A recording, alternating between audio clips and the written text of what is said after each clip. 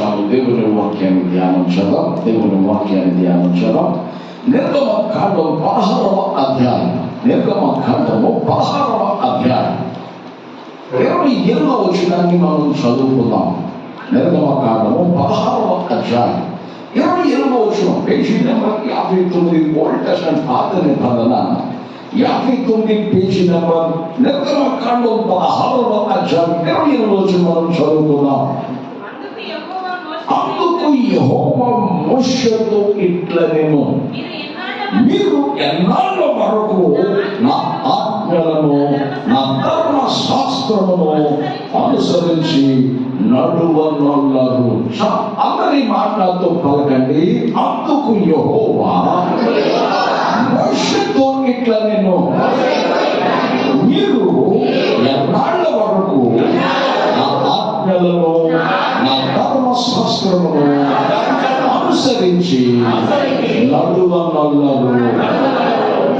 దేవుని వాక్యాన్ని ధ్యానించాలి.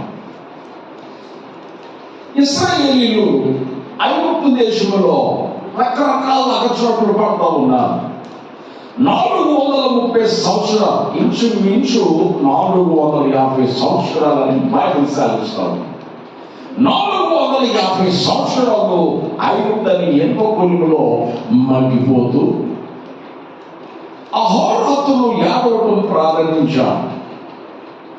దేవుని సన్నిధిలో దివారాత్రులు కన్నీరు కార్చడం ప్రారంభించారు. కారణం, యెహోవాను ఎరగని ఫరో, యోసేపుని ఎరగని ఫరో ఇశ్రాయేలీయులను బహుగా కష్టపెట్టాడు.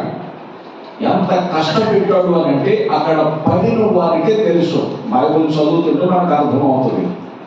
వీడు ఒక ముద్ద తింటే తట్టుకోలేడు, ఒక వస్తువు కొనుక్కుంటే తట్టుకోలేడు, ఆరోగ్యం ఉంటే తట్టుకోలేడు. అతడు ఇక ఎన్ని రకాలుగా ఇశ్రాయేలుని ఇబ్బంది పెడతా వచ్చాడు. ఇట్లా ఇబ్బంది పెడుతున్న సందర్భంలో దేవా మమ్మల్ని విడిపించని దేవుడికి ప్రార్థన చేస్తూ వచ్చారు.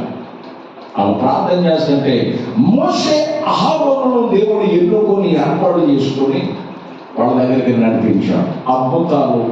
అద్భుత వరాల కొరకులు, ఆత్మీయ ఫలాలు, ఆత్మీయ వరాలు వాళ్ళకి ఇచ్చి వాళ్ళ దగ్గరికి నడిపించాడు. సాక్షాత్తు దేవుడే నడిపించాడు అని వాళ్ళకి దేవుని మహిమను రుజువు చేసి వెల్లడి చేసి వారి యొక్క నమ్మక దేవుని విశ్వాసము కలగజేశారు. స్తోత్రం చెప్పాలి. అయితే ఐగుప్తు నుండి పాలు తేనెలు ప్రవహించే దేశానికి వెళ్ళిపోతున్నప్పుడు, తీసుకుని వెళ్తున్నప్పుడు మధ్యలో యుద్ధాలు వచ్చాయి. మధ్యలో ఎన్నో నిందలు ఎదుర్కొన్నారు, ఎన్నో అవమానాలు ఎదుర్కొన్నారు. రకరకాలుగా పట్టబడుతూ వచ్చారు. వారిని తీసుకురావడం కొరకు దేవుడు అద్భుతాలు చేశాడా? బండ నుండి మొదట జలాన్ని ఇచ్చాడా? ఆకాశం నుండి మన్నానే కురిపించాడా? ఇటువంటి కార్యాలు ఒక్కొక్కరుగా దేవుడు చేస్తూ నడిపిస్తూ వచ్చాడు. స్తోత్రం చెప్పాలి. ఒక్కొక్కరుగా దేవుడు చేస్తూనే వచ్చాడు. ఎట్లా చేస్తున్న ఒక సమయంలో దేవుడు అన్నాడు, ఇన్ని అద్భుతాలు చేశాను కదా, ఇన్ని కార్యాలు చేశాను కదా, ఇశ్రాయేలీయులారా, మోషే అహరోను మీకు చెబుతున్నాను నా బాధ. ఎన్నాళ్ళు వీళ్ళు లోపడుకుంటారు, ఎంత కాలం ఆజ్ఞను ధర్మశాస్త్రము అనుసరించి నడవకుండా ఉంటారు. వీళ్ళు నడవరా? వీళ్ళ కొరకు నేనేం చేశానో తెలుసా? దయచేసి మాట చదువుకున్నాం. ఏం చేశాను నేను వీళ్ళ కొరకు? ఐగుప్తు నుండి కానానుకు ప్రయాణమైన టైంలో వారు తినే ఆహారం మొదలుకొని త్రాగి పానం వరకు నేనేం చేశాను. దయచేసి ఆ మాట చదువుకుందాం. నిర్గమకాండం 23వ అధ్యాయం పేజీ తిప్పండి. నిర్గమకాండం 23వ అధ్యాయం 25వ వచనం మనం చదువుకుందాం.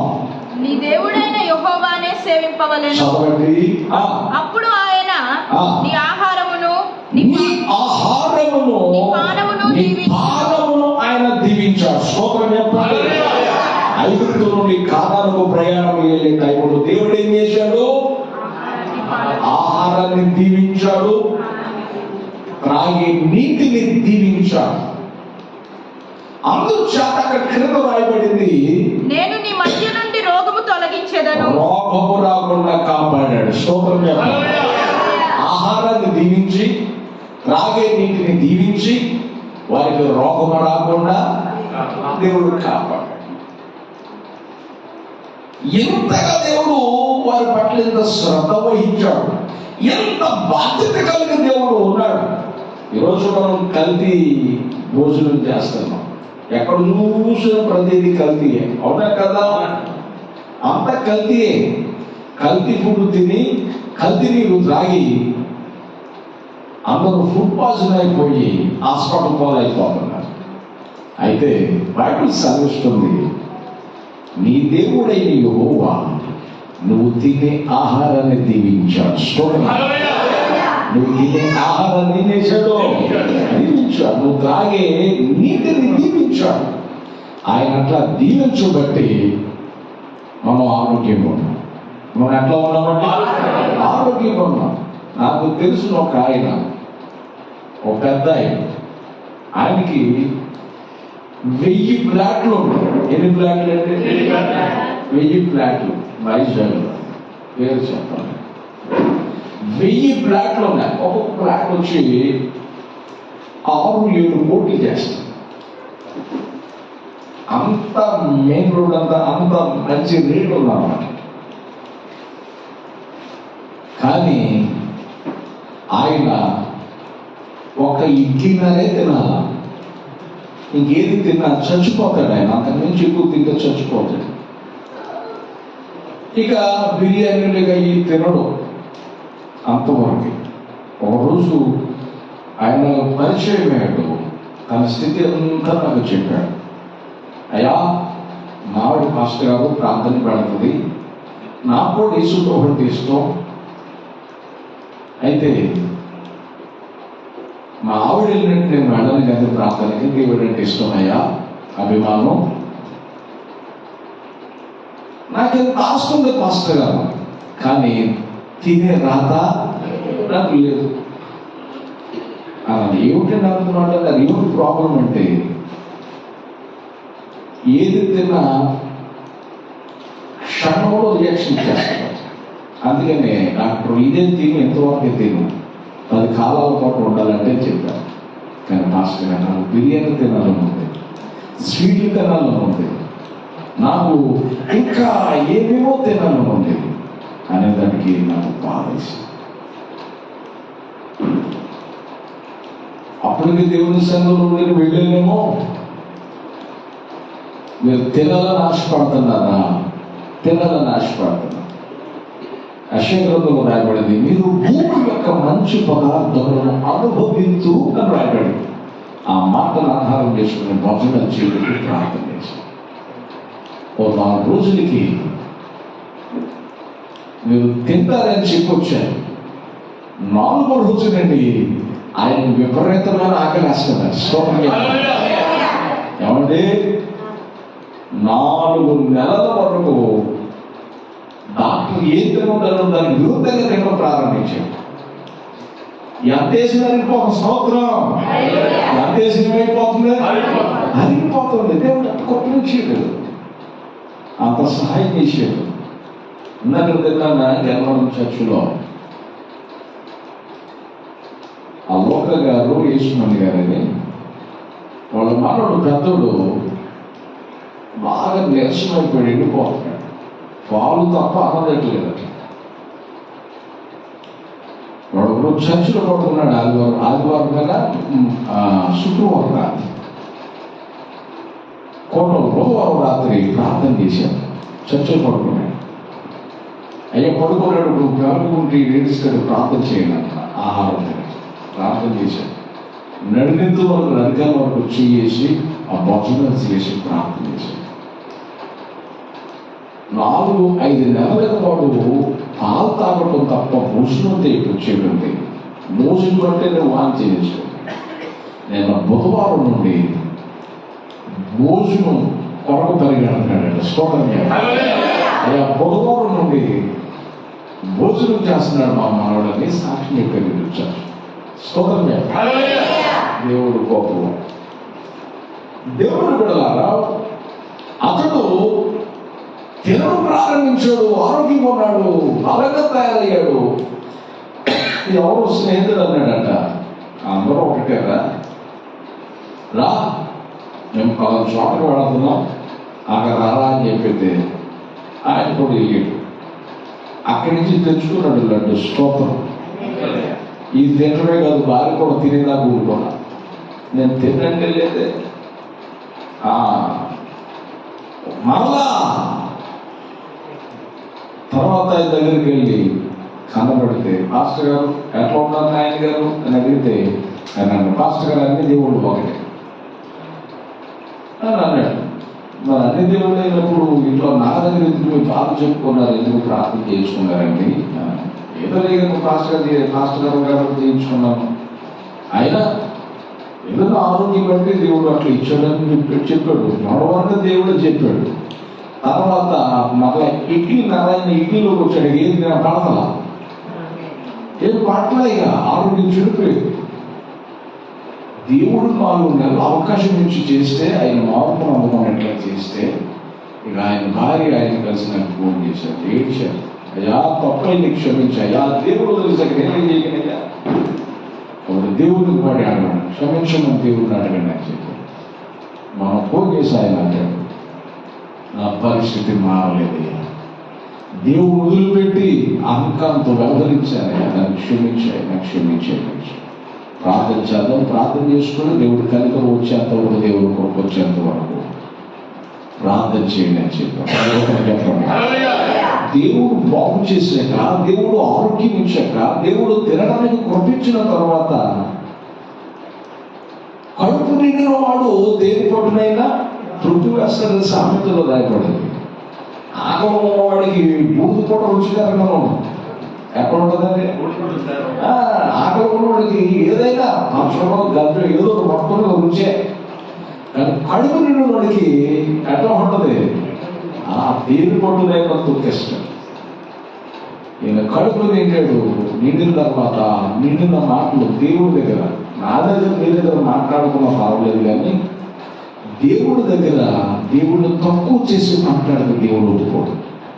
నేను అందుకే ఎప్పుడు చెప్తాను, దేవుడు ఎవరు నీకు తెలిస్తే మాట్లాడు, తెలియకపోతే విను, నేర్చుకో.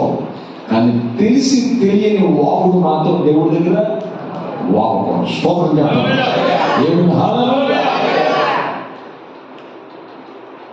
భూమి యొక్క మంచి పదార్థాలు తినేదానికి దేవుడు కరుణిస్తే ఆయన ఈ రీతిగా చెడగొట్టుకుంటాడు. అందుకే నీ ఆహారాన్ని ఆయన దీవించాడు. కల్తీ ప్రపంచంలో ఉన్నాం. నూనె మొదలుకొని నెయ్యి వరకు కల్తీ, పాలు మొదలుకొని పెరుగు వరకు కల్తీ, ఎక్కడ చూసిన కల్తీ. కానీ ఎంత కల్తీ ఫుడ్ తింటున్నా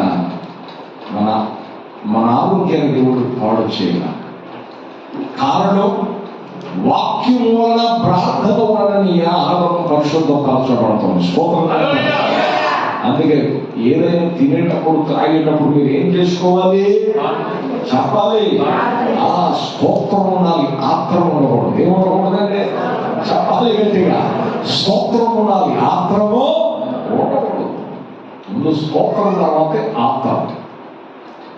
దేవుడు బైబిల్లో మనం చదువుతూ ఉన్నాం, నీ ఆహారాన్ని, నీ పాలాన్ని నేను దీవించా, నువ్వెక్కడికి వెళితే అక్కడ నీకంటే ముందుగా నేను వెళుతూ వచ్చా, నీ మార్గంలో నేను నీకు తోడుకున్నాను.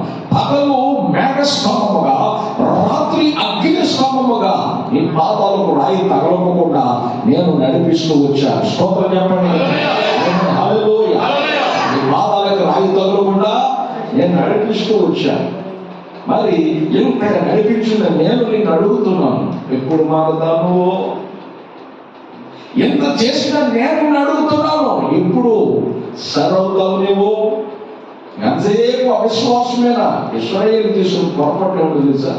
ఎంత చేస్తున్నా దీర్ఘశాంత కలిగిన దేవుడు ఏం చేశాడంటే 106వ కీర్తన మనం చదువుకున్నాం. 106వ కీర్తన 43వ చరణం మనం చదువుకున్నాం. 106వ కీర్తన 43వ చరణం మనం చదువుకున్నాం. అనేక పర్యాయములు ఆయన ఏం చేశాడు? వారిని విడిపిస్తూనే వచ్చాడు. స్తోత్రం చెప్పండి. ఎన్ని పర్యాయాలంటే చెప్పలే. వాళ్ళ విసిగించిన, బాధించిన, మాట వినకపోయినా, ఆయన తట్టు తిరగకపోయినా, మాటిచ్చిన దేవుడు, వాగ్దానం చేసిన దేవుడు వారి జీవితంలో వారు వెన్నంట ఉండి వారిని విడిపిస్తూనే వచ్చాడు. శత్రువులు తరుగుతున్న శత్రువుడికి భయాన్ని కలగజేశాడు. వారి పక్షమున దేవుడు వారితో యుద్ధము చేశాడు, యుద్ధాలు జరిగించాడు. ఆయన ఇశ్రాయేలుకు జయించాడు. అనేక పర్యాలు శత్రువుల చేతుల నుండి విడిపించాడు. ఆయన విడిపిస్తే, ఎన్ని అద్భుతాలు చేస్తే, ఇన్ని తెగుళ్ళు వారికి అంటుకోకుండా చేస్తే, వారి ఆహారాన్ని, వారి బాధని దేవుడు దీవించి రోగం రాకుండా కాపాడితే, వారు ఏం చేశారట? ఆయన వారిని ఎన్నో వారు విడిపించను. అయినను వారు తమ ఆలోచనలను అనుసరించి తిరుగుబాటు చేశారు. ఏం చేశారంటే, తమ ఆలోచన. ఒక మాట చెప్తాను, ఫస్ట్ దేవుని యందు ఎట్లా విశ్వాసం ఉంచావో నీ విశ్వాసం పెరగాలి కానీ తరగకూడదు. కానీ మన విశ్వాసం ఏమవుతుందంటే, మన భక్తి ఏమవుతుందంటే, ఒక స్థాయి నుంచి ఒక స్థాయికి వచ్చిన తర్వాత అక్కడి నుంచి మన సొంత ఆలోచనలు వచ్చేస్తుంది, మన సొంత ప్రవర్తన వచ్చేస్తుంది, మన సొంత ఉద్దేశం. ఎప్పుడైనా నువ్వు ప్రార్థన చేసి నిర్ణయం తీసుకుంటే అది సక్సెస్ అవుతుంది. నువ్వు ప్రార్థన చేయకుండా నీ సొంత ఆలోచనతో వెళితే ఫెయిల్ అయిపోతావు. నేను అనుభవంతో చెబుతాను. అందుకే దేవుడి దగ్గర సలహా తీసుకోవాలి. దేవుడి దగ్గర దేవుడి ఆలోచన కొరకు కనిపెట్టాలి. ఇశ్రాయేలు దేవుడు ఆశీర్వదిస్తే, ఇశ్రాయేలు ఏం చేశాడంటే ఆశీర్వదించబడిన తర్వాత నిర్గమకాండంలో రాయబడింది, వారి ప్రయాణ పద్ధతి ఇదే. దేవుని మేఘము ఎక్కడైతే ఆగిందో అక్కడ వాడు ఆగిపోయేవాడు. దేవుని మేఘం ఎప్పుడైతే కొనసాగేది, అది పగలు కానీ, రాత్రి కానీ, అర్ధరాత్రి కానీ, అది మధ్యాహ్నం కానీ, అది ఎంత వేడైనా, ఎండ అయినా, చలైనా, వర్షమైనా, దేవుని మేఘం కొనసాగితే వారు ప్రయాణం అయిపోయేవాడట, వెళ్ళిపోయేవాడట. బైబిల్ సాగిస్తుంది, ఆయన నోటి మాటను బట్టి వాడు ప్రయాణం చేసేది. వారి ఆయన నోటి మాటను బట్టి ఏం చేశారు? వీళ్ళు ప్రయాణం చేశారు. ఆయన సలహా తీసుకుని ప్రయాణం చేశారు. అందుకే ఆ తరము వారందరూ కూడా దేవుని విశ్వాసం ఉంచారు. ఆ తరము వారందరూ కూడా దేవుని యందు భయభక్తులు కలిగినటువంటి వారు. ఆ తరము వారందరూ కూడా దేవుని బహుగా ప్రేమించిన వారు. మీ పితరుల వలె మీరు లేరు అన్నట్టు ఒక చోట వాక్యం. మీ పితరులైన శ్వాసం నుంచి విజయాన్ని చూశారు. మీ పితరుల వలె మీరు లేరు, మీ తండ్రుల వలె మీరు లేరు అని అంటాడు. బైబిల్ సాధిస్తుంది. దేవుని బిడ్డ ఇన్ని కార్యాలు చేసిన తర్వాత ఇశ్రాయేలు తన ఆలోచన, తన సొంత ఉద్దేశం వ్యక్తపరుస్తున్నాడు. దేవుడితో పని లేదు, తన వెళ్ళవలసిన స్టైల్లో వెళ్ళిపోతున్నాడు. ఇబ్బందులు పాలైపోయారు. వారు తిరుగుబాటు చేశారు. అది ఒకటో వచ్చారు, దేవుడు తన బాధంతా వ్యక్తం చేస్తాడు. ఆకాశమా ఆలకించు, భూమి శివుడు. నేను పిల్లలను పెంచి గొప్పలుగా చేశాను, కానీ వారు ఏం చేశారు? నా మీద తిరుగుబాటు. తమ సొంత ఆలోచన. నీ ఆలోచన సతిలో పడిపోతుంది, నీ ఉద్దేశం సతిలో పడిపోతుంది. దేవుని ఆలోచన కొరకు కనబడు. లేట్ అవ్వచ్చుగానే లేటెస్ట్ ఉన్నది స్థితి. లేట్ అవ్వచ్చుగానే ఎంత ఉంటుంది? లేటెస్ట్ గా ఉంటుంది. దేవుని దగ్గర కనిపెడితే, అందుకే దేవుని దగ్గర కనిపెట్టాలి. దేవుని సలహా కొరకు కనిపెట్టాలి. దేవుని వాక్యం సెలవిస్తుంది. ఇంత దేవుడు చేసిన వారి సొంత ఉద్దేశాన్ని బట్టి నడుస్తున్నారు. అందుకే వారు తిరుగుబాటు చేశారని దేవుడు వాక్యం సెలవిస్తుంది. ఇశ్రాయేలు చేసిన తప్పు నీవు నేను చెయ్యకూడదు. ఏం చేయకూడదండి? ఇశ్రాయేలు చేసిన తప్పు నీవు నేను చేయకూడదు. ఇశ్రాయేలు లాగా మనం చేయకూడదు. ఇశ్రాయేలు తొందరపడ్డాడు కొన్ని సందర్భాలు. ఇశ్రాయేలు తొందరపడి నడిచి దారి తప్పిపోయాడు. ఇశ్రాయేలు వలె మనం చేయొద్దు. ఇశ్రాయేలు ఇశ్రాయేలుని ఎందుకంటే అడుగుతున్నాడు? ఎంత చేసిన ఇశ్రాయేలు ఆయన తిరుగుబాటు చేస్తూ వచ్చాను. తిరుగుబాటు చేసుకుని వచ్చావు. మేము తాగదు వెళ్ళండి. ఇశ్రాయేలు అంటే అందరికి భయమే. ఇశ్రాయేలు అంటే ఏమిటండి? అందరికి ఆనాటి నుంచి నేటికి భయమే. ఇశ్రాయేల్ దేశం ప్రపంచం నడుగొట్టు. మన సెంటర్ పాయింట్ ఈ గుడ్డ అన్నమాట మనిషికి. అట్లాగే ప్రపంచానికి నడుగొట్టు ఇశ్రాయేల్ సెంటర్లో ఉన్నది. చుట్టూ శత్రువులే. ఇశ్రాయేల్ దేశం ఎంతో ఉండదు. చుట్టూ పెద్ద దేశాలు. యువతలో అవపడం కలుగుతుంది కానీ ఇశ్రాయేల్ కలవలేడు. స్తోత్రం చెప్పండి. ఇశ్రాయేల్ ఏం చేయడు? కలవలేడు. భయం. వాళ్ళకి దేవుని శక్తి అండగా ఉంది. వాళ్ళకి దేవుని కృప అండగా ఉంది. దేవుడే వారికి అండగా ఉంది. కారణం ధర్మశాస్త్రాన్ని అనుసరించడం, దేవుని వాక్య ప్రకారం నడవాలి. దేవుని ప్రకారం దేవుని వాక్యం సాధించడం. ఇన్ని చేసిన ఇశ్రాయేలు నీవు నా ధర్మశాస్త్రాన్ని అనుసరించు, నా ఆజ్ఞల ప్రకారం నడు. దేవుని వాక్యం పట్ల మనం శ్రద్ధ వహిస్తే అది నిన్ను వర్ధెల్ల చేస్తుంది. ఏం చేస్తుంది అండి? అందుకే నేను చెబుతాను, వాక్యం ఎప్పుడు చదవండి. ఈ మాట నేను చెప్పాల్సిందే. నీకు ఎప్పుడు వాక్యం చదువుతూ ఉండండి. ఎప్పుడు ప్రార్థన చేస్తూ ఉండండి.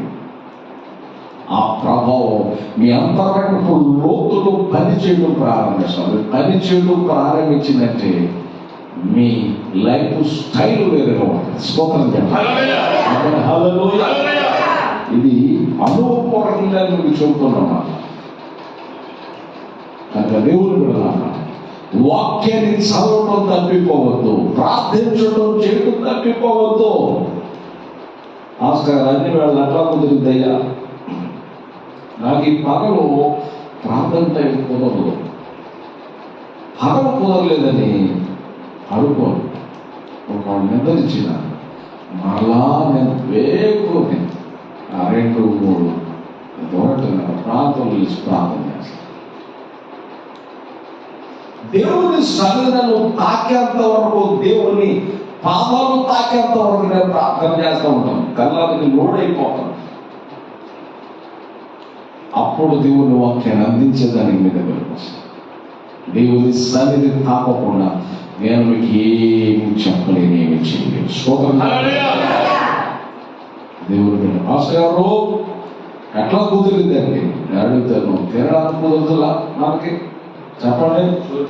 ఆరోగ్యం ఉన్నా లేకపోయినా మనం ఏం చేస్తున్నాం? తింటూనే ఉన్నాం. భోజనం తినేదానికి వీలు లేకపోతే వీలు కలగ చేసుకుని మనం తింటున్నాం. భోజనం చేస్తున్నాం.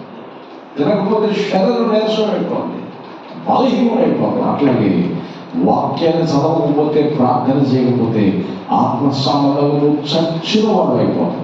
భోజనం తినట్లేదంటే ఏదో తేడా ఉందని అర్థం. నీ శరీరం ఏదో తేడా ఉంది. అట్లాగే వాక్యం చదవట్లేదంటే అర్థం ఏంటంటే ఆత్మ సంబంధంగా ఏదో రోగం వచ్చిందని అర్థం. స్తోత్రం చెప్పండి. వాక్యం చదవట్లేదంటే దాని అర్థం ఏమిటి?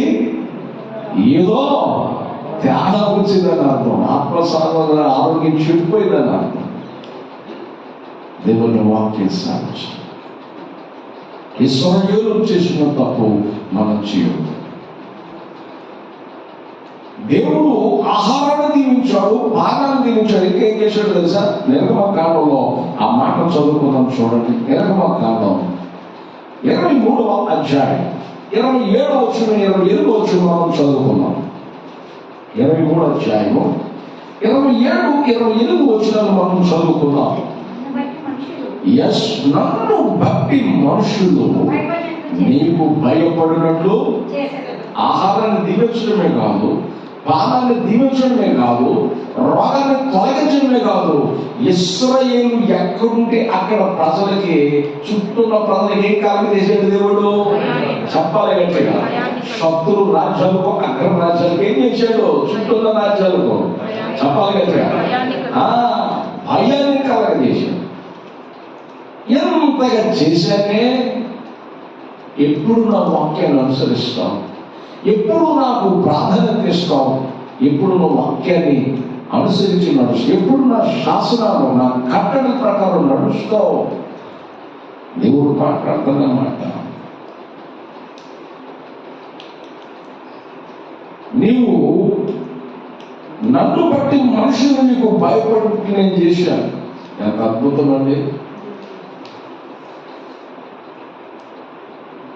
మనల్ని బట్టి, మన దేవుడిని బట్టి మనల్ని చూసిన వాళ్ళని భయం. అంటే దాని అర్థం ఏంటంటే, అంటే దేవుడిని రంగిలాగా చేసేయడంలో, మోసగాళ్ళు చేసేయడంలో, దొంగగా చేసేయడం కాదు. దాని అర్థం దైవికమైన భయం, అంటే గౌరవప్రదమైన భయాన్ని ఇస్తాడు. స్తోత్రం.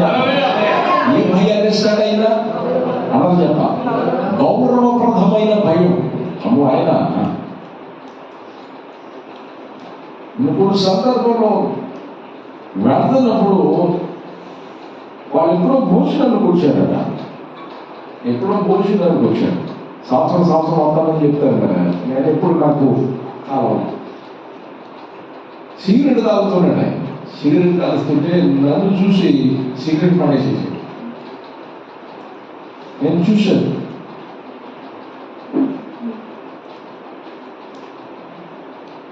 అది దైవికమైన భయం. స్తోత్రం చెప్పండి. ఇంకొక ఆయన విచిత్రమైన అనుభవాలు జరుగుతూ ఉంటాయి.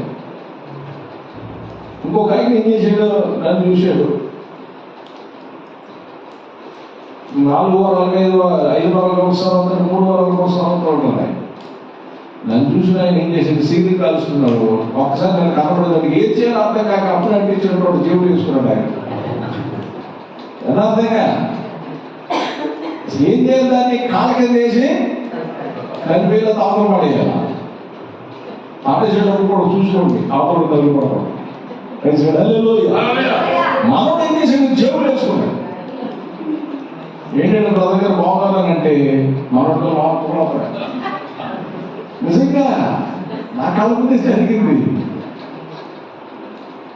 పొగలు వస్తున్నాయి. జేబులు వేసుకుంటే ఏమవుతుంది? మరి పొగలు వస్తున్నాయి.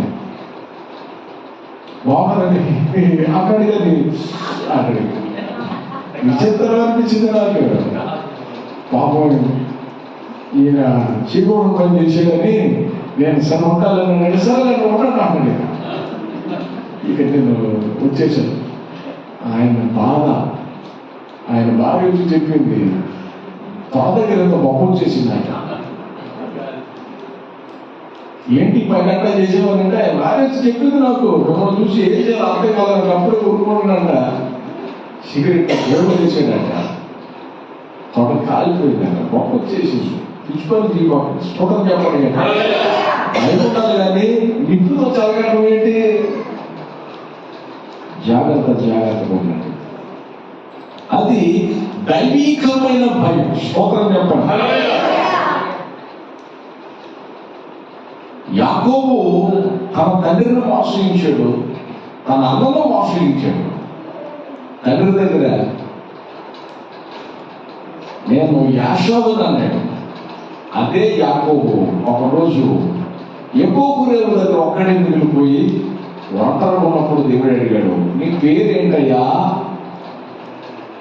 నీ తండ్రి అడిగితే నీ పేరు దొంగ అతన్ని చెప్పావు. నువ్వు యాకోబు అయితే యాకోబునల్లా యాషోబునన్నావు. నీ తండ్రికి ఏమో కళ్ళు మంగ ఉండడం ద్వారా స్వరాన్ని బట్టి యాకోబు అనుకున్నాను. తండ్రి చూస్తే యాషోబని చెప్పాడు. అతన్ని మోసగించి ఆశీర్వాదం కొట్టేశావు. నీ పేరేమిటనంటే యాకోబు అన్నాడు. నా పేరు యాకోబు. స్తోత్రం చెప్పాలి.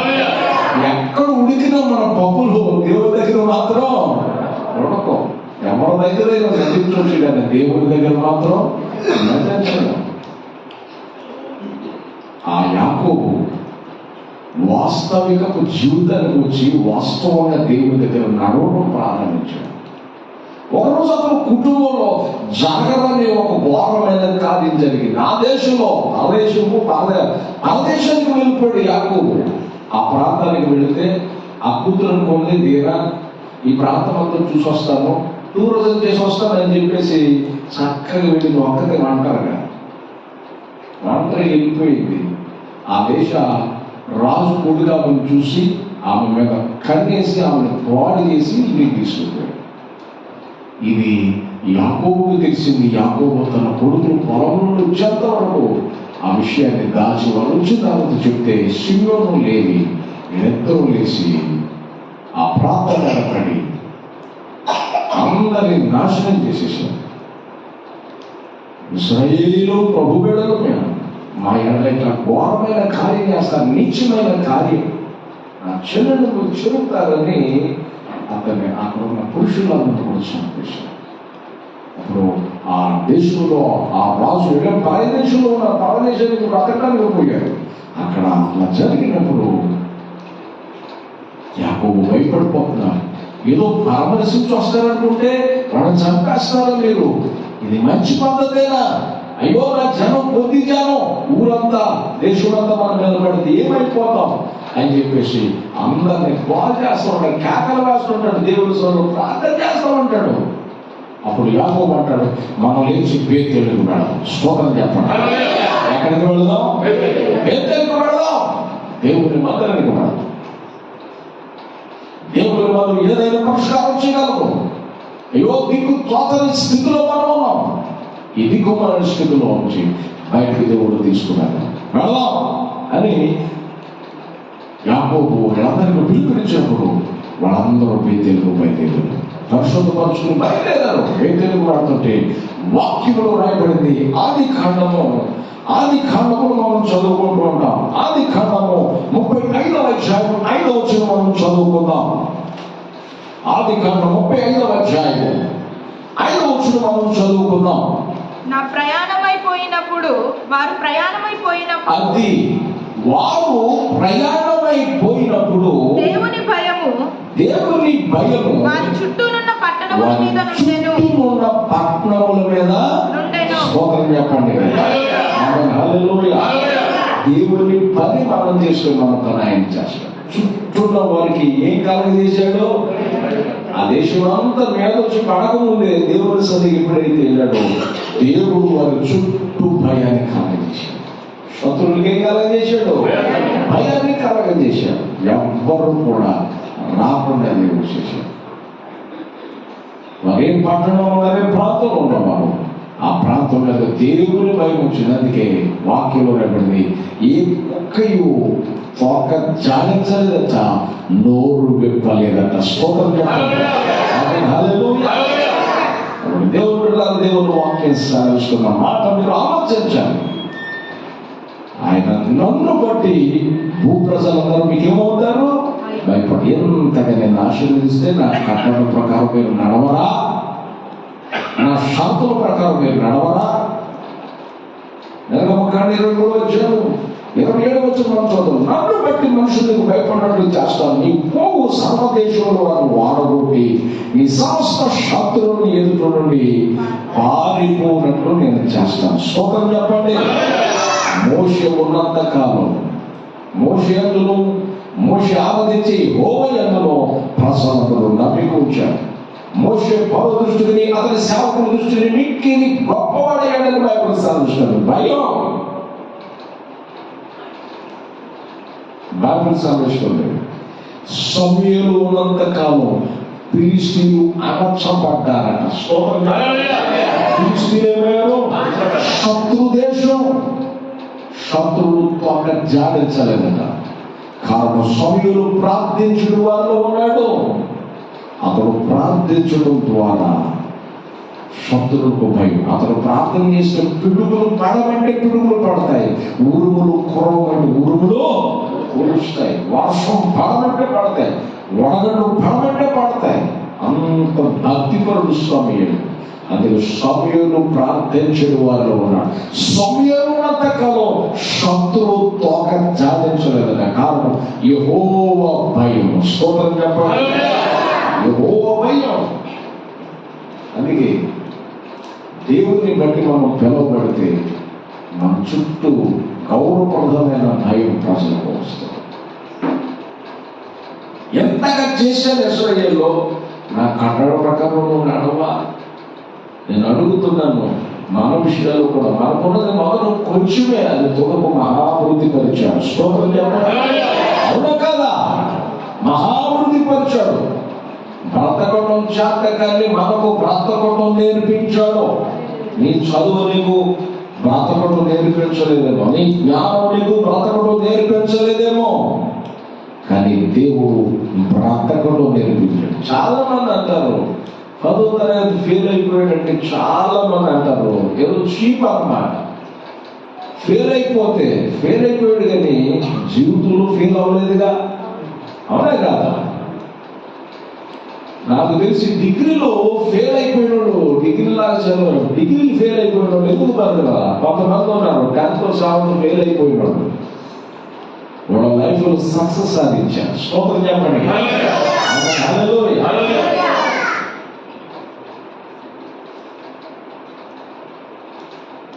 దేవుని బిడ్డలారా, బైబిల్ సాధిస్తుంది.